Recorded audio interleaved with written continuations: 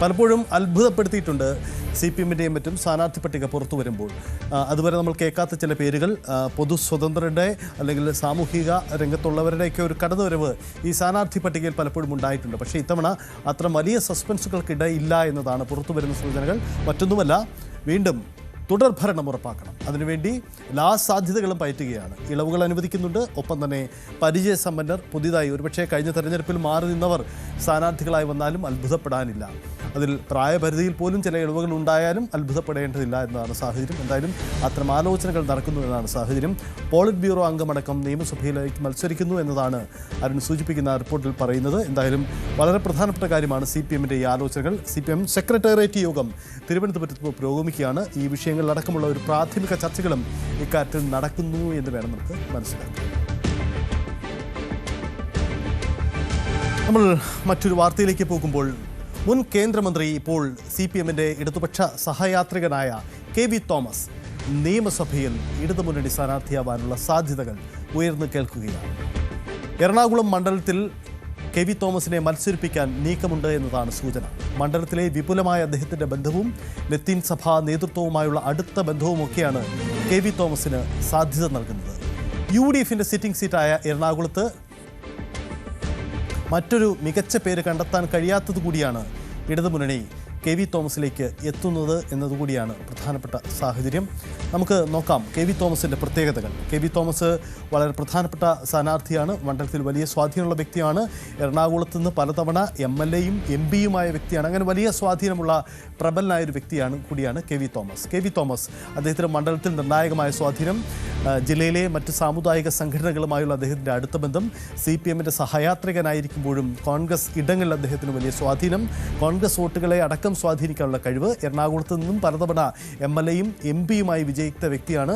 മണ്ഡലത്തിൽ ലത്തീൻ സഭ, അവിടുത്തെ ജയപരാജയങ്ങൾ നിശ്ചയിക്കാൻ കഴിയുന്ന വലിയ സ്വാധീനമുള്ള ലത്തീൻ സഭയിൽ അദ്ദേഹത്തിന് നിർണായകമായ ഒരു സ്വാധീനമുണ്ട്. അപ്പോൾ ഈ സാധ്യതകൾ നോക്കുമ്പോൾ അവിടെ പോരിനിറങ്ങാൻ KV തോമസ് തന്നെ ഉചിതൻ എന്ന ആലോചനകളിലേക്ക് ഒരുപക്ഷെ CPM എത്തിയിരിക്കാം. അങ്ങനെയെങ്കിൽ ഒരു അത്ഭുതത്തിലേക്ക് കടക്കുമോ എന്നത് പ്രധാനപ്പെട്ട കാര്യമാണ്. എന്താണ് ഈ സാധ്യതകൾ, ഇതിൻ്റെ രാഷ്ട്രീയം നമുക്ക് വിശദമായി തന്നെ നോക്കാം.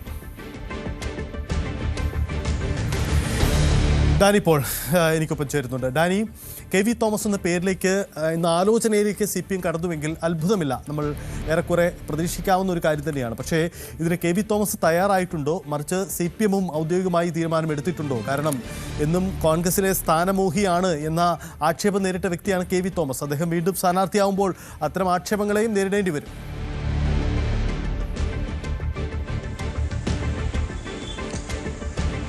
സജിത്ത, ഈ സൂചിപ്പിച്ചതിൽ അതിലൊരു കൃത്യമായൊരു ഉത്തരം തന്നെയുണ്ട്. കാരണം ഈ പലപ്പോഴും CPM-ന് ഈ എറണാകുളം മണ്ഡലത്തിൽ അത് ആരുടെ മുഖം അവതരിപ്പിക്കണം എന്നതിനെക്കുറിച്ച് പലപ്പോഴും ആശയക്കുഴപ്പമുണ്ടാകാറുണ്ട്.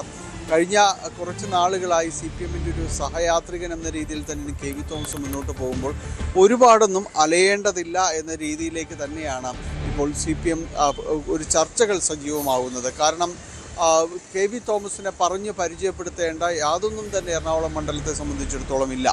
അദ്ദേഹം പലതവണ MP ആയിരുന്നു, MLA ആയിരുന്നു, DCC പ്രസിഡന്റ്, അങ്ങനെ പല രീതിയിലെല്ലാം തന്നെ ഇവിടെ സുപരിചിതനായ ഒരാളാണ്. അങ്ങനെ വലിയ സ്വാധീനം എല്ലാ മേഖലകളിലും എല്ലാം തന്നെയുണ്ട്. പിന്നെ ഈ തുടർച്ചയായി സഹിതം സൂചിപ്പിച്ചതുപോലെ ഈ സ്ഥാനമോഹി എന്ന ഒരു വിളിപ്പേര് കോൺഗ്രസിനകത്ത് അദ്ദേഹത്തിന് ചാർത്തി കിട്ടിയത് മുതൽ അദ്ദേഹം കോൺഗ്രസിൻ്റെ ഒരു നേതൃത്വവുമായിട്ടെല്ലാം തന്നെ അകന്നു പോകുന്ന രീതിയിലേക്കെല്ലാം തന്നു. പിന്നീട് അദ്ദേഹം തന്നെ പലകുറി ചൂണ്ടിക്കാണിച്ചു, ഞാൻ മാത്രമല്ല മറ്റു പലരുമുണ്ടല്ലോ ഈ രീതിയിലെല്ലാം തന്നെ സ്ഥാനം ആവശ്യപ്പെടുന്നവരും നിരന്തരം സ്ഥാനത്തിന് പിറകെ നടക്കുന്നവരുമെല്ലാം. അപ്പോൾ അത്തരം വിശേഷണങ്ങൾ തനിക്ക് ചേരുന്നതല്ല എന്ന് പറഞ്ഞുകൊണ്ട് തന്നെയാണ് അദ്ദേഹം അതിൽ നിന്ന് മാറി നടക്കുന്നതും. പിന്നീട് CPM-നോട് അദ്ദേഹം വളരെ കൂടുതലായിട്ട് അടുക്കുകയും ഒപ്പം തന്നെ കേരള സർക്കാരിൻ്റെ പ്രത്യേക പ്രതിനിധിയായി തന്നെ അദ്ദേഹം ഡൽഹിയിലേക്ക് മാറുകയും അങ്ങനെ അവിടെയുള്ള ഈ ഡൽഹി പൊളിറ്റിക്സും കേരളവും തമ്മിലുള്ള രീതിയിലുള്ള ഒരു ബന്ധം ഉറപ്പിക്കുന്നതിലും എല്ലാം തന്നെ ഒരു ചാലക ശക്തി അല്ലെങ്കിൽ ഒരു പാലമായെല്ലാം തന്നെ KV തോമസ് മാറിയിട്ട് കുറച്ച് നാളുകളുമായിട്ടുണ്ട്. ഏതായാലും വലിയ രീതിയിലുള്ള ചർച്ചകൾ KV തോമസിനെ ചുറ്റിപ്പറ്റി നടക്കുന്നതിൻ്റെ പ്രധാനപ്പെട്ടൊരു കാരണം അദ്ദേഹത്തിനുള്ള വലിയ സ്വാധീനവും ആഴമേറിയ വ്യക്തിബന്ധങ്ങളും തന്നെയാണ്. അദ്ദേഹം ഒരു ചെറിയ ഒരു പേരുകാരനല്ല KV തോമസ്. എറണാകുളം മണ്ഡലത്തെ സംബന്ധിച്ച് പറയുമ്പോൾ ലോക്സഭയായാലും അത് നിയമസഭാ മണ്ഡലവുമായാലും അദ്ദേഹം ഒരു ചെറിയ പേരുകാരനല്ല. പലതവണ CPM-ൻ്റെ ഒരു ഫോർമാറ്റുകൾ ഈ പൊതു സ്വതന്ത്രരിലേക്ക് എത്തി ചിലപ്പോഴെങ്കിലും ഒരു സർജിക്കൽ സ്ട്രൈക്ക് നടത്താനായിട്ട് എറണാകുളം മണ്ഡലത്തിൽ അവർക്ക് സാധിച്ചിട്ടുണ്ട്. അതിൽ KV തോമസിനെ കൂടി കൃത്യമായി ഉപയോഗപ്പെടുത്താൻ കഴിയുമെന്ന ചർച്ചകൾ ഈ CPM-നകത്ത് തന്നെ നടത്തുന്നുണ്ട്. അദ്ദേഹത്തിൻ്റെ ആ ബന്ധങ്ങളെല്ലാം തന്നെ ഇതിന് ഉപയോഗപ്പെടുത്താമെന്ന രീതിയിലുള്ള ചർച്ചകളിലേക്ക് പോകുന്നുണ്ട്. KV തോമസിലേക്ക് ആ ചർച്ചകൾ വന്നാൽ ഒരിക്കലും KV തോമസ് അതിൽ നിന്ന് മുഖം തിരിക്കില്ല എന്ന് തന്നെയാണ് പൊതുവിൽ കരുതപ്പെടുന്നത്. ഏതായാലും അത്തരം ചർച്ചകൾ വളരെ സജീവമാണ്. അതിലേക്ക് പോകുമ്പോൾ തീർച്ചയായും തന്നെ ഈ സാമുദായിക ബന്ധങ്ങളെല്ലാം തന്നെ ഇതിൽ നിർണായകമാണ്. പ്രത്യേകിച്ച് എറണാകുളത്തെ ജയപരാജയങ്ങളിൽ ഏറ്റവും കൂടുതൽ സ്വാധീനമാകാൻ സാധ്യതയുള്ള അല്ലെങ്കിൽ അങ്ങനെ വിശ്വസിക്കപ്പെടുന്ന ലത്തീൻ സഭയുമായുള്ള അദ്ദേഹത്തിൻ്റെ ഒരു അടുത്ത ബന്ധം തന്നെയാണ്. അദ്ദേഹം ഏത് പാളയത്തിലേക്ക് പോകുമ്പോൾ ഇപ്പോൾ ഇടത് പാളയത്തിലേക്ക് അദ്ദേഹം സജീവമെന്നെല്ലാം തന്നെ പറയുമ്പോൾ പോലും അദ്ദേഹത്തിന് KV തോമസിൻ്റെതായ ഒരു വോട്ട് ബാങ്ക് ഉണ്ട് എന്ന് വിശ്വസിക്കുന്നവരാണ് പലരും തന്നെ. കാരണം അദ്ദേഹത്തിന് വലിയ അടുപ്പങ്ങളുണ്ട്. പ്രത്യേകിച്ച് ഈ കോൺഗ്രസ് അനുഭാവ വോട്ടുകളെ പോലും ചിതറിപ്പിക്കാൻ കഴിയുന്ന രീതിയിലേക്ക് അദ്ദേഹത്തിന് സ്വാധീനം ചെലുത്താൻ കഴിയും. അവിടെ പാർട്ടിയുടെ സംവിധാനങ്ങൾ കൂടി നമുക്കറിയാം. CPM വളരെ ചടുലമായിട്ട് വളരെ വോട്ടുകൾ ഏകോപിപ്പിച്ച് മുന്നോട്ട് പോകാനെല്ലാം തന്നെ കഴിയുകയാണെങ്കിൽ CPM ഒപ്പം നിന്നുകൊണ്ട് അങ്ങനെ ഒരു പാർട്ടി മിഷണറിയും ഒപ്പം KV തോമസിൻ്റെ വ്യക്തിബന്ധങ്ങളും എല്ലാം തന്നെ ഉപയോഗിച്ചുകൊണ്ട് മുന്നോട്ട് പോവുകയാണെങ്കിൽ എറണാകുളം മണ്ഡലത്തിലെ ഒരു നിയമസഭാ മണ്ഡലത്തിൽ ഒരു ചലനം സൃഷ്ടിക്കാൻ കഴിയുമെന്ന വിലയിരുത്തലുകളുണ്ട്. നമുക്കറിയാം കഴിഞ്ഞ 2 ടേമുകളായിട്ട്, അതായത് ഇപ്പോൾ TJ വിനോദാണ് സിറ്റിംഗ് MLA. ആദ്യത്തെ ബൈ ഇലക്ഷനിലേക്ക് വരുമ്പോൾ അതൊരു ചെറിയ മാർജിനായിരുന്നു. പിന്നീടുള്ള ജനറൽ ഇലക്ഷനിലേക്കെല്ലാം തന്നെ വരുമ്പോഴേക്കും അത് അതിശയപ്പെടുത്തുന്ന ഞെട്ടിപ്പിക്കുന്ന വലിയ രീതി ഒരു ഭൂരിപക്ഷത്തിലേക്കൊന്നും അത് എത്തുകയും ചെയ്തിരുന്നില്ല. അപ്പോൾ KV തോമസിനെ പോലെ ഒരാൾ കൂടി ഒപ്പം നിൽക്കുകയാണെങ്കിൽ, പാർട്ടി സംവിധാനങ്ങൾ കൂടി ചേരുകയാണെങ്കിൽ ഒരുപക്ഷെ ഒരു കടന്നുപോക്കിലേക്ക് CPM-ന് കഴിയുമെന്ന് തന്നെയാണ്, അല്ലെങ്കിൽ ഇടതുപക്ഷത്തിന് കഴിയുമെന്ന വിലയിരുത്തലുകൾ പരക്കം തന്നെയുണ്ട്.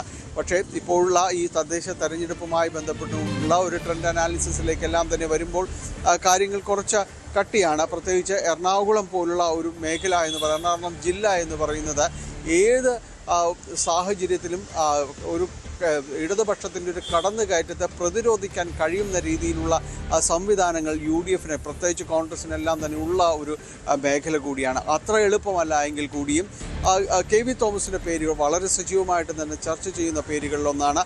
ഒരു പൊതു സ്വതന്ത്രനായിട്ട് ഒരു കാലത്ത് കോൺഗ്രസിൻ്റെ മുഖവും വക്താവും എല്ലാമായിരുന്ന KV തോമസ് CPM-ൻ്റെ ഒരു പൊതു സ്വതന്ത്രനായി ഈ തിരഞ്ഞെടുപ്പിൽ എറണാകുളം മണ്ഡലത്തിൽ അവതരിച്ചാൽ അതിൽ ഒരു അതിശയവുമില്ല. സജിത, ഡാനി, ഒരുപക്ഷെ ഈ എറണാകുളം UDF-ൻ്റെ ഒരു കേന്ദ്രമാണ്. പ്രത്യേകിച്ച് തദ്ദേശ തെരഞ്ഞെടുപ്പ് കഴിഞ്ഞതോടുകൂടി UDF അവരുടെ പരിപൂർണ്ണ ആത്മവിശ്വാസം നൽകുന്ന ഒരിടമായി എറണാകുളം മാറിയിട്ടുണ്ട്. അങ്ങനെ എറണാകുളത്ത് നിന്നും കാര്യമായി പ്രതീക്ഷിക്കാനില്ലാത്ത ഇടതുപക്ഷത്തിന് KV തോമസ് പോലെയുള്ള പരീക്ഷണങ്ങൾ ഒരു സാധ്യതയാണ്. മുമ്പും ചില പരീക്ഷണങ്ങൾ അവിടെ കണ്ടിട്ടുണ്ട്. അതിൽ KV തോമസ് അതിന് വഴങ്ങി കൊടുക്കുമോ എന്ന ചോദ്യം കൂടി ഒരു വശത്ത് നിൽക്കുന്നുണ്ട്. അദ്ദേഹം ഡൽഹിയിലെ പ്രത്യേക പദവിയും പ്രതിനിധി എന്ന പദവി അടക്കം വഹിച്ചുകൊണ്ടിങ്ങനെ പോവുകയാണല്ലോ. അപ്പോൾ KV തോമസിന് ഇനിയും തെരഞ്ഞെടുപ്പ് രാഷ്ട്രീയത്തിൽ താല്പര്യമുണ്ടോ? അദ്ദേഹത്തോട് അടുത്ത കേന്ദ്രങ്ങൾ ആ ഒരു സൂചനകൾ എന്തെങ്കിലും പങ്കുവയ്ക്കുന്നുണ്ടോ?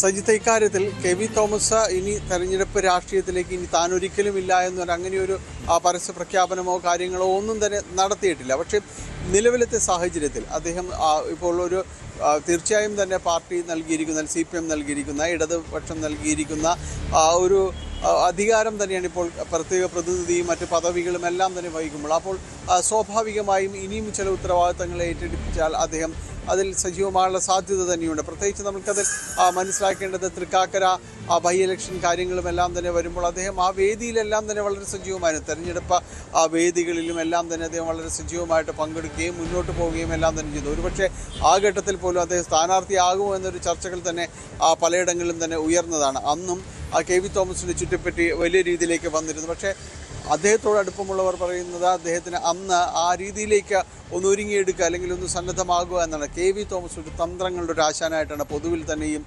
കോൺഗ്രസ്സുകാർ തന്നെ വിലയിരുത്തുന്നത്. കാരണം ഈ കാലം അത്രയും അദ്ദേഹം എപ്പോഴും ഒരു അധികാര കേന്ദ്രങ്ങളിലെല്ലാം തന്നെ ഉണ്ടായിരുന്നു. പക്ഷേ അതെല്ലാം തന്നെ വളരെ കൃത്യമായിട്ട് അദ്ദേഹം ഉപയോഗപ്പെടുത്തിക്കൊണ്ട് മുന്നോട്ട് പോകാനെല്ലാം തന്നെ കഴിയുകയും ചെയ്തിരുന്നു. അദ്ദേഹം കോൺഗ്രസിൽ നിന്ന് മാറി നിൽക്കുമ്പോൾ പോലും പിന്നീട് അദ്ദേഹം ഇതിനെക്കുറിച്ച് പറഞ്ഞ് തന്നെ പുറത്താക്കിയിട്ടില്ല എന്നതെല്ലാം തന്നെ പറയുവാൻ ധൈര്യം കാണിച്ച ഒരാൾ കൂടിയാണ്. അപ്പോൾ ഈ രീതിയിലെല്ലാം അദ്ദേഹം മുന്നോട്ട് പോകുന്നു. ഒരുപക്ഷെ ഈ രീതി ഇപ്പോൾ ഒരു നിർദ്ദേശങ്ങളിലേക്കെല്ലാം തന്നെ വന്നാൽ അതിൽ ഒരു വിമുഖത പ്രകടിപ്പിക്കാനുള്ളൊരു സാഹചര്യം കുറവാണ്. കാരണം CPM-നെ സംബന്ധിച്ചിടത്തോളം, ഇടതുമുന്നണിയെ സംബന്ധിച്ചിടത്തോളം ഇവിടെ എറണാകുളത്ത് ഒന്നും നഷ്ടപ്പെടാനില്ലാത്ത ഒരു യുദ്ധം തന്നെയാണ് കഴിഞ്ഞ കുറേ നാളുകളായിട്ടുണ്ടായിരിക്കുന്നത്. പല ആളുകൾ വരുന്നു പോകുന്നു എന്നതെല്ലാം തന്നെ വരുന്നു. പലപ്പോഴും സ്ഥാനാർത്ഥികളെ കണ്ട് പലരും ഞെട്ടിയിട്ടുണ്ട്. ഇത് എങ്ങനെ കണ്ടെത്തുന്നു, കണ്ടുപിടിക്കുന്നു, പക്ഷേ ഒരു ഇമ്പാക്റ്റും ഇല്ലാതെ തന്നെ, ഒരു ചലനവും സൃഷ്ടിക്കാതെ തന്നെ പോകുന്നു. ഒരിക്കൽ ഈ കഴിഞ്ഞ ബൈ ഇലക്ഷനിലാണ് ഇഞ്ചോടിഞ്ച് പോരാട്ടം TJ വിനോദുമായിട്ട് മനു റോയ് നടത്തിയത്. അങ്ങനെ ചില പോരാട്ടങ്ങൾ ഒഴിച്ചു നിർത്തിയായിട്ട് തന്നെയാൽ വലിയ ചലനങ്ങൾ സൃഷ്ടിക്കാതെ പോകുന്ന സ്ഥാനാർത്ഥികൾ തന്നെയാണ് പലപ്പോഴും ഉണ്ടായിരിക്കുന്നത്. ഇതിൽ സഭയ്ക്കുള്ള താല്പര്യങ്ങൾ അനുസരിച്ചുകൊണ്ട് തന്നെ ലത്തീൻ സമുദായങ്ങളെ തന്നെ പല ആവർത്തിച്ച് തന്നെ CPM തന്നെ പരിഗണിച്ചിട്ടുണ്ട് ഈ മണ്ഡലത്തിൽ. അങ്ങനെയുള്ള സംഭവങ്ങളും ഉണ്ടായിരുന്നു. അപ്പോൾ ഇതൊരു ചെറിയ പേരല്ല. KV തോമസ് എന്ന് പറഞ്ഞ് പരിചയപ്പെടുത്തേണ്ട ബാധ്യതകളില്ല. വളരെ സുപരിചിതനായ ഒരു വ്യക്തിയാണ്. വളരെയധികം വ്യക്തിബന്ധങ്ങൾ ആഴത്തിൽ മണ്ഡലത്തിലുള്ള ഒരാൾ കൂടിയാണ്. അപ്പോൾ വലിയ സാധ്യതയാണ് KV തോമസിലേക്ക് ചെല്ലുമ്പോഴുള്ളത്. CPM വളരെ സജീവമായിട്ട് തന്നെ പരിഗണിക്കുന്ന ഒരു പേരാണ് എറണാകുളത്തേക്ക് വരുമ്പോൾ. എറണാകുളത്ത് നേരത്തെ അദ്ദേഹം ഈ കൊച്ചിയിൽ ഒരു മാറ്റം ഉണ്ടായാൽ ഒരുപക്ഷെ അവിടെ പരിഗണിക്കപ്പെട്ടേക്കാമെന്ന് പറഞ്ഞിരുന്നു. പക്ഷേ ഇപ്പോൾ അങ്ങനെയല്ല. KJ മാക്സി അടക്കം കൊച്ചിയിൽ വീണ്ടും മത്സരിക്കാനുള്ളൊരു തീരുമാനത്തിലേക്ക് CPM പോകുന്നു. അപ്പോൾ സ്വാഭാവികമായും തന്നെ എറണാകുളത്ത് ഏറ്റവും കൂടുതൽ വളരെ പെട്ടെന്ന് പരിചയപ്പെടുത്താനും സാധ്യത കൽപ്പിക്കുന്ന ഒരു പേരിലേക്ക് KV തോമസ് നീങ്ങുന്നു എന്ന് തന്നെയാണ് മനസ്സിലാക്കാൻ സാധിക്കുന്നത്. വലിയ ചർച്ചകൾ ആ രീതിയിൽ CPM-നകത്ത്, ഇടതുമുന്നണിക്കകത്ത് നടത്തുന്നുണ്ട്. അത് ഈ രീതിയിലുള്ളതാണ്. കാരണം അദ്ദേഹത്തിൻ്റേതായ ഒരു സാമുദായിക വോട്ട് ഏകീകരണവും അതോടൊപ്പം തന്നെ പാർട്ടിയുടെ ഒരു സംവിധാനങ്ങളും പൂർണ്ണതോതിൽ തന്നെ സജ്ജമായി നിന്നാൽ ഒരുപക്ഷെ ഒരു അത്ഭുതം കാണിക്കാൻ എറണാകുളം മണ്ഡലത്തിൽ കഴിഞ്ഞേക്കുമെന്ന് വിശ്വസിക്കുന്നവരുണ്ട്. പക്ഷേ നേരത്തെ സജിത്ത് സൂചിപ്പിച്ചതൊരു കാര്യം വളരെ പ്രധാനപ്പെട്ടതാണ്. തദ്ദേശ തെരഞ്ഞെടുപ്പിൽ ഒരു ഏകാധിപത്യത്തിനപ്പുറത്തേക്ക് എറണാകുളം ജില്ലയിൽ UDF-ന് കോൺഗ്രസ് സംവിധാനങ്ങൾക്ക് നേടാൻ കഴിഞ്ഞ ഒരു സാഹചര്യം ഉണ്ട് എന്നതാണ് കുറേയെങ്കിലും ഇതിൽ ഒരു സാധ്യതകളുടെ ഒരു കുറവ് സങ്കല്പിക്കുന്നത്. ഒരു പക്ഷേ അതിനെ മറികടന്ന് പോകാൻ കഴിയുന്ന ഒരു സ്ഥാനാർത്ഥിയിലേക്ക് ചെല്ലുകയാണെങ്കിൽ എളുപ്പം ചെല്ലുന്നൊരു പേര് അത് KV തോമസിലേക്കായിരിക്കും എന്നതാണ് ഇടതുമുന്നണി. സജിത്ത്. എന്തായാലും ആ സാധ്യത തീർച്ചയായും തള്ളിക്കളയാനാവില്ല. ഡാനി സൂചിപ്പിക്കുന്നത് പോലെ KV തോമസ് എന്നത് ഒരു സാധ്യതയാണ് ഇടതുപക്ഷത്തിന് എറണാകുളത്ത്. അതുകൊണ്ട് ആ സാധ്യത നിയമസഭ തെരഞ്ഞെടുപ്പിൽ ഉണ്ടായേക്കാം. ഡാനി സൂചിപ്പിച്ചതുപോലെ അത്തരം ചില സസ്പെൻസ് നീക്കങ്ങൾ ഇത്തവണ ഒരുപക്ഷെ ഈ സ്ഥാനാർത്ഥി പട്ടികയിലും കടന്നു വന്നേക്കാം. എറണാകുളം ജില്ലയിൽ അത്തരം ആലോചനകൾ CPM നടത്തുന്നതിന് കാരണമുണ്ട്. കാരണം ഒട്ടും പ്രതീക്ഷിക്കാത്ത ചില ഇടങ്ങൾ ഉള്ള ജില്ലയാണ് എറണാകുളം.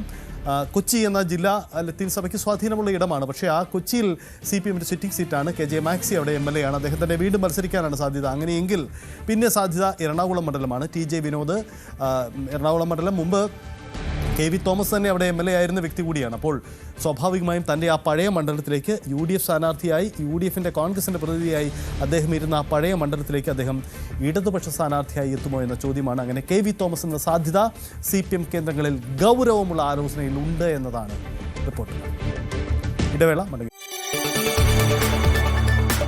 കൂടുതൽ വാർത്തകൾക്ക് News 18 Keralam YouTube channel subscribe ചെയ്യുക.